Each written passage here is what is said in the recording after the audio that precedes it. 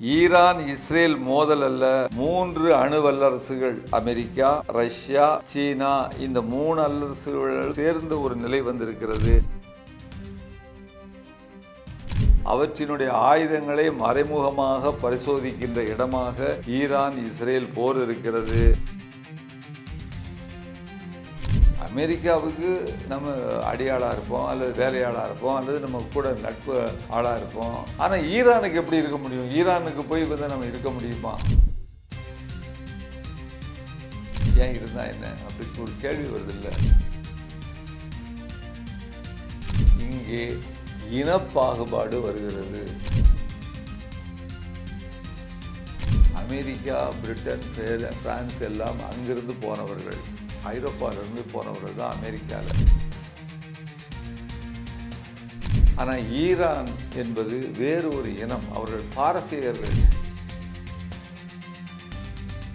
இவர்கள் நம்ம இனத்தைச் சேர்ந்தவர்கள் அல்ல, இவர்களை நமக்கு மேல் வைக்கக்கூடாது என்கின்ற அடிப்படையான ஒரு காரணம் இருக்கிறது.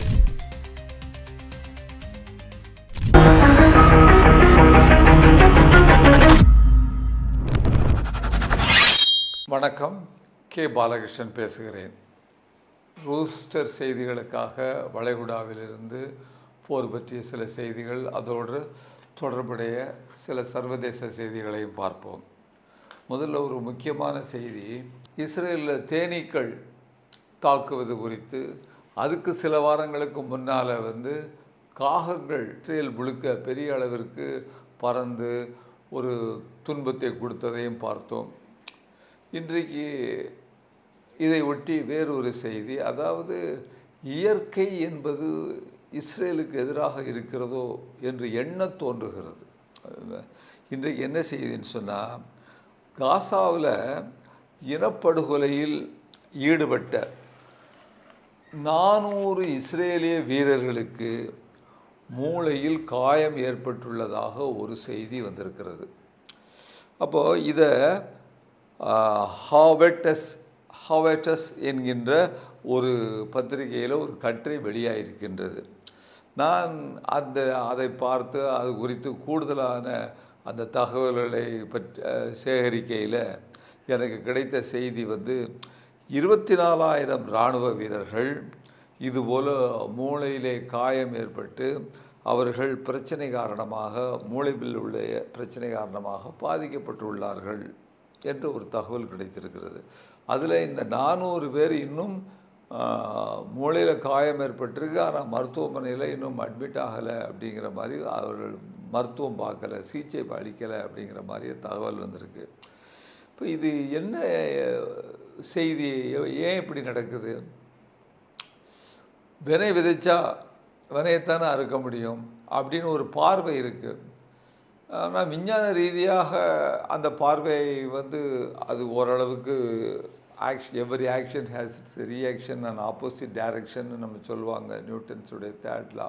அது இருந்தாலும் கூட விஞ்ஞானபூர்வமாக இன்னொரு விஷயம் என்ன நம்ம பார்க்குறோம்னு சொன்னால், அந்த தொடர்ந்து இஸ்ரேலில் குண்டு வெடிப்பு நடந்துகிட்டு இருக்கிறதுனால, மிகப்பெரிய வலுவான குண்டுகள் விழுந்ததுனால, அந்த குண்டுகளிலிருந்து வருகின்ற அந்த சத்தம், அந்த வேவ்ஸ் மூளையை பெருமளவுக்கு பாதித்திருக்கிறது.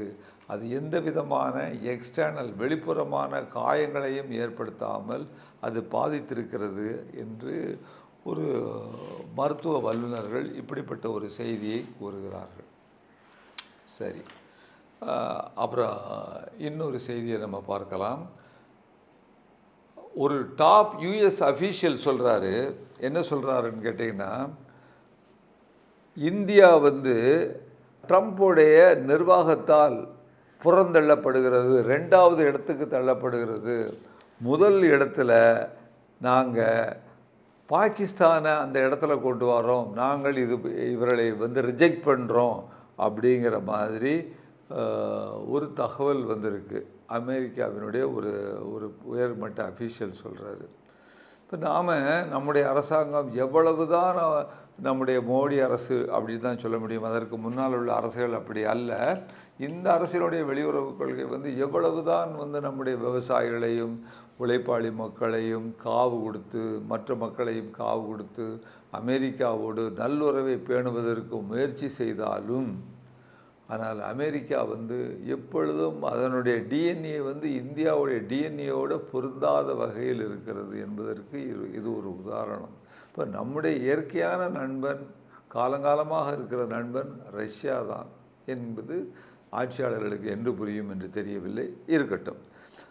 அதுக்கடுத்தது இந்த போர் நிறுத்தம் நடந்துகிட்டு இருக்கு. அதில் அந்த போர் நிறுத்தம் நடந்துகிட்டு இருக்கும் பொழுது அந்த நிறுத்தம்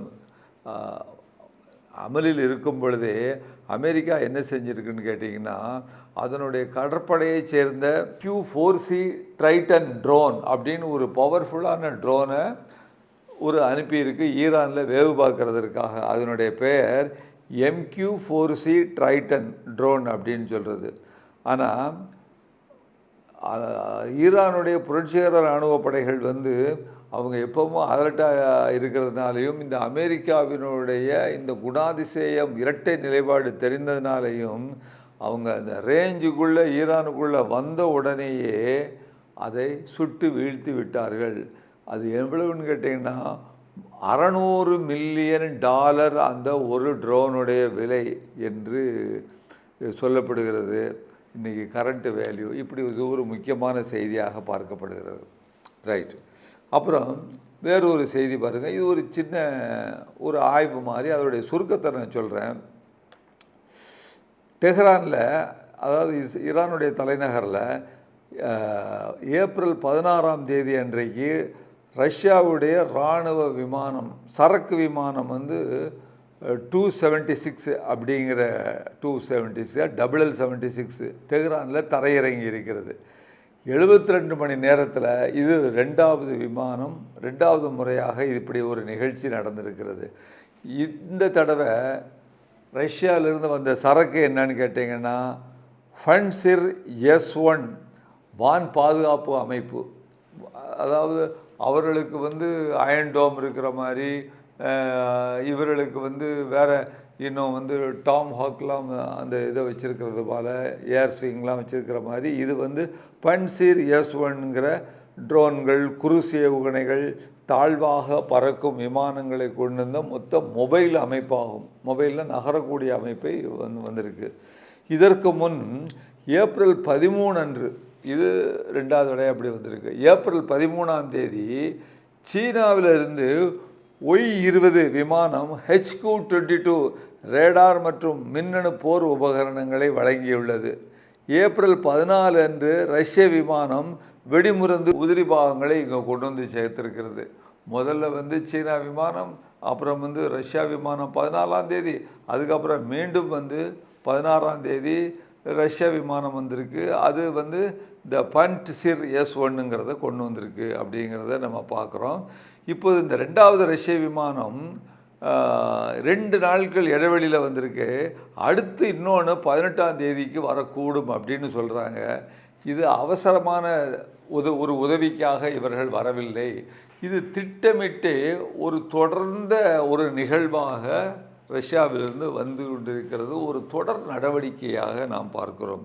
இந்த ஃபன்சிர் S-1 அந்த ஏவுகணை என்பது 20 கிலோமீட்டர் ரேஞ்சுக்கு தான் போகும்.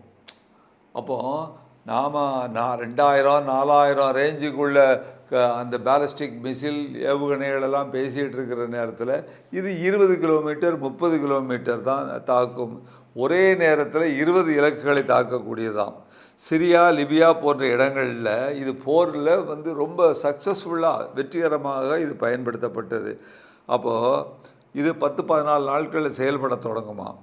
இது என்ன விஷயம்னு சொன்னால், ஏற்கனவே ஈரானுடைய நீண்ட வான் பாதுகாப்பை 80% அழிச்சிட்டாங்க. ஆனால் ஃபன்சிர் உயரமாக பறக்கும் விமானங்களை அல்ல, அவை வெளியிடும் குண்டுகள் வருது. அப்புறம் பக்கத்தில் 20 கிலோமீட்டரில் வந்துட்டு ஏவுகணைகள் வீசுகிறாங்கன்னு சொன்னால் அதை தாக்கி அழிக்க வல்லமை உள்ளது. அதாவது அமெரிக்க இஸ்ரேல் படைகள் எரிபொருள் கிடங்குகள், வெடிமருந்து சேமிப்புகளை ட்ரோன்கள் மூலம் இவை தாக்கி அழிக்கும். அப்படி அழிக்கக்கூடிய அந்த ஏவுகணைகளை இந்த ஃபன்சிர் எதிர்கொள்ளும். அங்கேருந்து வருதுன்னா பக்கத்தில் உள்ளது, ரொம்ப தூரம் போகாது, 20 கிலோமீட்டருக்குள்ளே வருதுன்னா அங்கேருந்து உள்ள வர ராக்கெட்டை தாழ பறந்து இது இரண்டுமா. அதுக்கடுத்து சீனாவின் H-22 நடுத்தர தூர ரேடார், ரஷ்யாவின் பன்சீர் குறுகிய தூர பாதுகாப்பு இரண்டும் இணைந்து ஈரானினுடைய அடுத்த அடுக்கு லேயர் பாதுகாப்பை வலுப்படுத்துகிறது. சீனாவும் ரஷ்யாவும் யார்கிட்டையும் அனுமதி கேட்காம, யார்கிட்ட அனுமதி கேட்கணும்? ஒருத்தட்டையும் அனுமதி கேட்க வேண்டாம். ஏன்னா அமெரிக்காவிலையும் இஸ்ரேலியா போய் அனுமதி கேட்க முடியும், அல்லது வேறு நாடுகள்கிட்டயா அனுமதி கேட்காமல் வெளிப்படையாகவே இதை செய்கின்றன. வெளியே அவன் முழுசும் நனைஞ்சாச்சு, நம்ம முக்காடு எதுக்குங்கிற மாதிரி வந்துட்டாங்க. அமெரிக்காவுடைய திட்டம் தோல்வி அடைந்து உள்ளது. ஈரானை தனிமைப்படுத்தி 6 வார வான் தாக்குதலில் சரணடைய வைக்கலாம்னு நினச்சது, அது ஃபெயிலியர் ஆகி போச்சு. ஆனால் ஈரான் இப்பவும் என்ன செய்யுது? ரீலோடு, மீண்டும் சரக்குகளை பெற்றுக்கொண்டு இருக்கிறது. அதே மாதிரி பொருளாதார தாக்கத்தை பார்த்திங்கன்னா, ஃப்ரண்ட் எண்ணெய், அதாவது $100 மேல் ஒரு பேரல் எண்ணெய் வேலை போயிட்டுருக்கு. ஹார்மூஸ் ஜலசந்தியை மூடியாச்சு. அமெரிக்காவில் பெட்ரோல் என்ன சொல்கிறது, ஒரு கேலன் $4 ஆயிருக்கு. போர் 8 வாரங்களை தாண்டிச்சுன்னு சொன்னால் 120ஐ தொடுமா. இது பல பொருளாதார மந்த நிலைகளை தள்ளும். தற்போது 47வது நாள் தொடர்ந்து பொதுமக்கள் மத்தியில் அமெரிக்காவுக்குள்ள ஆதரவு சரிந்து வருகிறது. 62% போர் நிறுத்தது எதிர்பார்த்ததை விட நீளமாக போய்கிட்டு இருக்கு அப்படின்னு சொல்லிட்டோம். 48% பேர் 30 நாட்களில் பேச்சுவார்த்தைக்கு ஆதரவாகவும் இருக்கிறாங்க. அமெரிக்காவிடம் இதை தவிர வேறு வழிகளே கிடையாது. ரஷ்ய விமானத்தை சுட்டு வீழ்த்த முடியாது. அங்கேருந்து ரஷ்யாவில் சரக்கு கொண்டு வர்றதை, அது அணு ஆயுத போரை கொண்டு வந்துடும். அந்த பன்சீர் அமைப்புகள், நடான்ஸு போன்ற தளங்கள், எண்ணெய் சுத்திகரிப்பு நிலையங்களை இது பாதுகாப்பும். இனி ஈரான் இஸ்ரேல் மோதல் அல்ல, 3 அணு வல்லரசுகள், அமெரிக்கா, ரஷ்யா, சீனா, இந்த 3 வல்லரசுகளும் சேர்ந்த ஒரு நிலை வந்திருக்கிறது. அவற்றினுடைய ஆயுதங்களை மறைமுகமாக பரிசோதிக்கின்ற இடமாக ஈரான் இஸ்ரேல் போர் இருக்கிறது. அமெரிக்காவிடம் உள்ள பேர்வாதி ஏவுகணைகள் காலியாகிவிட்டன. இப்படியான இந்த ஒரு அமெரிக்காவில் தாங்க முடியாத நிலையில் ரஷ்யா, சீனா நல்ல ஃபுல் ஸ்ட்ரெங்தோடு இருக்குது. இந்த போர் முடிவடையவில்லை. இது வெளி வல்லரசுகளால், இந்த ஈரானையும் இஸ்ரேலையும் விட்டு வெளியே உள்ள வல்லரசுகளால் தொடர்ந்து இது இயக்கப்படுகின்றது. அப்படிங்கிறது ஒரு பக்கம் சொன்னால் கூட, ஈரானை காலி பண்ணுறது அப்படிங்கிறதுல இன்றைக்கு அவர்கள் மும்முரமாக இந்த அமெரிக்கா இருக்கிறது. இப்போ இன்னொரு ஃப்ரண்ட் ஓப்பன் பண்ணியிருக்காங்க. என்னன்னு கேட்டால், பிரிட்டன், ஃப்ரான்ஸு, ஜெர்மனி இவங்க எல்லாம் அமெரிக்காவையும் இஸ்ரேலையும் விட்டுட்டு, ஈரான் அவன் மட்டும் எப்படி தனியாக வச்சுக்கிட முடியும், அந்த ஜலசந்தியை நாம் எப்படியாவது வாங்கணும் அப்படின்னு சொல்லிட்டு அவங்க இது மேலே ஒரு குறியாக இருந்து அவங்க ஒரு முடிவெடுத்திருக்கிறாங்க. இதில் இன்னொரு விஷயம் பார்த்துடுங்க. ஒன்று, அமெரிக்கா பெரிய ஆளாக இருக்கணும், அவனுக்கு நம்ம வேலையாளாக இருப்போம். நான் பிரிட்டன், ஃப்ரான்ஸு, ஜெர்மனி இவங்களுடைய மனோநிலையை சொல்கிறேன். அமெரிக்காவுக்கு நம்ம அடியாளாக இருப்போம், அல்லது வேலையாளாக இருப்போம், அல்லது நம்ம கூட நட்பு ஆளாக இருப்போம். ஆனால் ஈரானுக்கு எப்படி இருக்க முடியும்? ஈரானுக்கு போய் நம்ம இருக்க முடியுமா? ஏன் இருந்தால் என்ன? அப்படி ஒரு கேள்வி வருதில்ல. அப்போ ரஷ்யா கூட இவங்க ஒத்து போகிறதில்ல அப்படின்னு சொன்னால், இதுக்கு அடிப்படையில் வேறொரு காரணம் இருப்பதாக நான் பார்க்கிறேன். என்னன்னு கேட்டிங்கன்னா, இங்கே இனப்பாகுபாடு வருகிறது. அமெரிக்கா, பிரிட்டன், ஃப்ரான்ஸ் எல்லாம் அங்கிருந்து போனவர்கள், ஐரோப்பாவிலிருந்து போனவர்கள் தான் அமெரிக்காவில். ஆனால் ஈரான் என்பது வேறு ஒரு இனம், அவர்கள் பாரசீகர்கள். இவர்கள் நம்ம இனத்தைச் சேர்ந்தவர்கள் அல்ல. இவர்களை நமக்கு மேல் வைக்கக்கூடாது என்கின்ற அடிப்படையான ஒரு காரணம் இருக்கிறது. இந்த காரணம் நம்ம நாட்டில் கூட பல்வேறு வழிகளில், பல தளங்களில் இது பல்வேறு போர்களையும் பல்வேறு பிரச்சனைகளையும் கொண்டு வருகிறது என்பது உங்களுக்கு தெரியும். அது குறித்து நான் அதிகமாக போகவில்லை. இன்னொரு செய்தி, முக்கியமான செய்தி, ஐக்கிய நாட்டு சபைகளில் ஒரு ரிப்போர்ட் கிடச்சிருக்கு. என்ன ரிப்போர்ட்டுன்னு சொன்னால், இந்த போர்னால், இந்த வளைகுடாவில் நடந்த இந்த போர்னால் ஈரான் பாதிக்கப்பட்டிருக்கு. இஸ்ரேல் அவங்க ஈரான் அடின்னு அடித்து நகரத்தங்களை பெரிய அளவுக்கு தாக்கிட்டாங்க.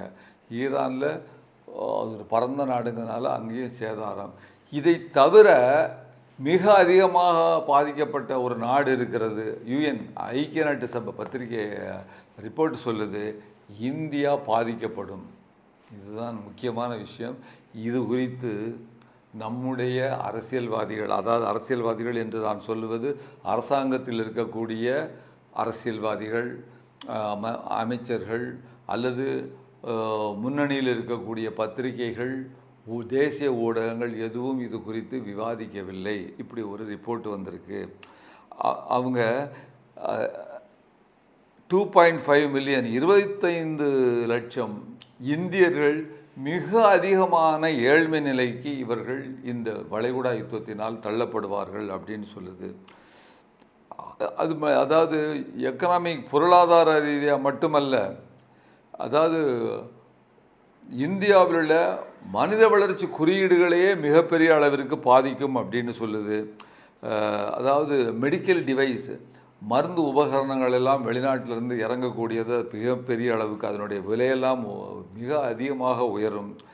ஃபெர்டிலைசர், விவசாயத்துக்கு தேவையான யூரியா மற்ற விஷயங்கள்லாம் அங்கேருந்து தான் வருது. அது மிகப்பெரிய அளவிற்கு விவசாயிகளை பாதிக்கும். அதுவும் குறிப்பாக கீழ்மட்டத்தில் உள்ள சிறு குறு விவசாயிகளை மிகப்பெரிய அளவுக்கு பாதிக்கும். அப்புறம் ஃபுட் செக்யூரிட்டி, நம்முடைய உணவு பாதுகாப்பையும் பெரிய அளவுக்கு பாதிக்கும். அதனால் அரசாங்கம் வாங்கிறது, கொள்வது, டிஸ்ட்ரிபியூட் பண்ணுறது, பிடிஎஸ் சிஸ்டத்திலெல்லாம் மிகப்பெரிய அளவுக்கு பாதிக்கும். இது வெளியே தூரத்தில் நடந்த வார அல்ல, இது சாதாரண இந்தியர்களுடைய வேலைகளை பாதிக்கும். இங்கே நமக்கு கேஸ், சமையல் எரிவாயு, பெட்ரோல், மற்ற டீசல், இது விலை நம்முடைய வாழ்க்கையிலேயே உங்க பார்த்துக்கிடுங்க. இது நம்பரை கூட சொல்லிட்டாங்க, 25 லட்சம் மக்கள் மிக ஏழ்மையான நிலைக்கு தள்ளப்படுவார்கள் அப்படின்னு சொல்லிட்டாங்க. இது எந்த ஊடகங்களிலும் மாலை நேரத்தில் விவாதங்களுக்கு வரவில்லை, எந்த பத்திரிகைகளிலும் வரவில்லை. நாம் இதை பார்த்து கொண்டிருக்கின்ற நம்முடைய நண்பர்கள் இது குறித்து விவாதங்களை எழுப்ப வேண்டும் என்று நான் கேட்டுக்கொள்கிறேன். முக்கியமான செய்தி இதில் எதுக்காக வருதுன்னு சொன்னால், இந்த இடத்துல மட்டும் இந்த நம்முடைய வெளியுறவு கொள்கை ரஷ்யாவோடு இணைந்திருந்தது என்றால், ஏற்கனவே காலங்காலமாக அப்படித்தான் இருக்கிறது. 47 அதில் இந்த மாற்றம் வந்ததுனால, இல்லைன்னு சொன்னால் ரஷ்யாவிலிருந்து நமக்கு வரக்கூடியது எல்லாமே வந்திருக்கும். இது எந்த பாதிப்பையும் ஏற்படுத்தியிருக்காது நமக்கு. அதனால் அந்த வெளிநாட்டு அயலுறவு கொள்கையில் ஏற்பட்ட பிறழ்வு இது ஒரு முக்கியமாக நாம் பார்க்க வேண்டியிருக்கிறது அப்படிங்கிறது இது ஒரு முக்கியமான செய்தியாக நாம் பார்க்குறோம். அப்புறம் ஒரு சுருக்கமான ஒரு சம்மப்பு பாருங்கள் இந்த போரை பற்றி. அது என்ன வந்திருக்குன்னு கேட்டிங்கன்னா, அமெரிக்காவினுடைய மிகவும் மேம்பட்ட 24 MQ-9 ரீப்பர் ட்ரோன்கள் இதுவரை அளிக்கப்பட்டுள்ளன. $720 மில்லியன் சேதமாகி இருக்கிறது. பென்டகன் இந்த 24 MQ-9னால பென்டகன்னா அமெரிக்கா இது அதிகாரப்பூர்வமாக ஒன்றும் விளக்கம் சொல்லலை, மௌனமாக இருக்குது. 10 நாள் இடைவெளி போர் நிறுத்தம் இது இருக்குது. இது ஒரு எண்ணிக்கை 10 நாளுங்கிறது இப்பொழுது வேறு ஒரு நகர்வு. ஒரு 22 நாடுகள் 30 நாடுகள் வேறு திசை நோக்கி நகர்கின்றன, நேட்டோவிலிருந்து தூர வருகின்றன. ஆனால் அமெரிக்காவை தள்ளி வைக்கின்றன. அமெரிக்கா இஸ்ரேல் வர வேண்டாம்னு சொல்லுது. நாங்கள் ஈரானில் உள்ள இந்த ஜலசந்தியை அவங்ககிட்ட நாங்கள் எப்படியாவது வாங்கணும்னு சொல்கிறாங்க. ஏற்கனவே நம்ம சொல்லியிருந்த அந்த பிரிட்டன், ஃப்ரான்ஸு, ஜெர்மனி அப்படிங்கிற மாதிரி. அப்போது இது இவங்க என்ன முடிய போகிறாங்கன்னா, அமெரிக்காவையும் இஸ்ரேலையும் நீ தனியாரப்பா, நீ இருந்தால் ஈரான் வரமாட்டான், நாங்கள் பார்த்துக்கிட்றோன்னு சொல்கிற மாதிரியாங்கிற ஒரு கேள்வி வருது. அதுபோல் சிபிஎஸ்சியுடைய நியூஸ் அறிக்கையில் 24 MQ-9 ரீப்பர் ட்ரோன்கள் சுமார் 6 வாரங்களில் இவங்க இழந்திருக்கிறாங்க. ஏப்ரல் முதல் நாட்களில் மட்டும் 8 இழந்திருக்கு. ஒவ்வொன்றின் விலையும் $30. அப்புறம் இது ஈரான் வான் பாதுகாப்பு முன் அறிவித்ததை விட மிகவும் திறமை வாய்ந்ததாக இருக்கிறது. இது உளவாளிகளுக்கும் தெரியவில்லை, வெளிநாட்டு வெஸ்டர்ன் உளவாளிகளுக்கும் தெரியவில்லை.